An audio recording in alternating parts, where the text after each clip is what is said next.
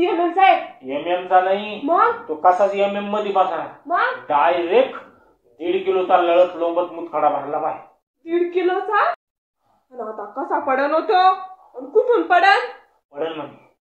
Doctor लय हुशार आहे. सुनीत बाप्पा, इतक्या दिवसात मी समजत होते सुनीत बाप्पा चरबीच वाढली. मला बी तेच वाटलं. काय मला बी तेच वाटलं की माझी ढेरीच वाढली.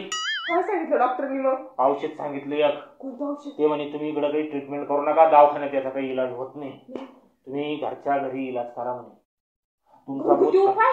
हा, जसा बर्फ राहतो का, तो कसा त्याचं पाणी होत होत होत होत जाऊन विरघळतो, मग कमी कमी होत जातो. तसंच तुमच्या मुतखड्यात होईल म्हणे. तुम्ही काय करा म्हणे, मी सांगतो ते उपाय करा म्हणे. काय उपाय? पण त्यांना मला शिवकन्या लय चांगला डॉक्टर आहे. तो काय म्हणे, सकाळी दुपारी संध्याकाळी फक्त एक बियर मारा म्हणे रोज. मुतखडा, अरे मुतखडा कसाच दिसणार नाही म्हणे, जिंदगीत तुम्हाला मुतखडा होणार नाही म्हणे कधी. आणि मुतखडा पडून बिघाला म्हणे तुमचा, तरी हे चालू ठेवा म्हणे, परत होऊ नये म्हणून. जिंदगीभर रोज 3 बियर घ्या म्हणे. असा देवासारखा डॉक्टर, शेवटी देवच राहतो शिवकन्या, देवच राहतो शिवकन्या डॉक्टर. चला आपण दुसरं डॉक्टर करतो. दुसऱ्या डॉक्टरकडे कशाला, एवढा चांगला उपाय सांगितला नाही ना. घरच्या घरी तिकडं कुठं तपासण्याला आणि त्याला पैसे लावत बसती. मेडिकल का स्वस्त आहे का? बाप्पा, तो कधी वेगळं 1.5 किलोचा आहे तो.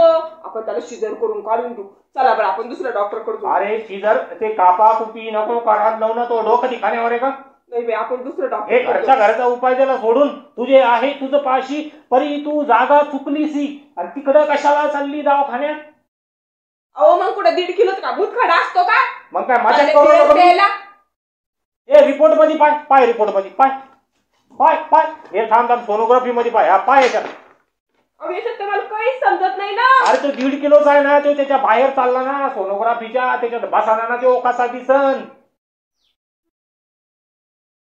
बाय मुतखड्याला त्रास उराला, मला वरडायला नको लो. पण याच्यात तर लिहिलेलं नाही ना किती किलोचा आहे तर. अरे ते सोनोग्राफीत येईल ना फोटोत, मग याच्यात कशाला लिहिन तो डबल गर्दी होती तिथं दवाखान्यात.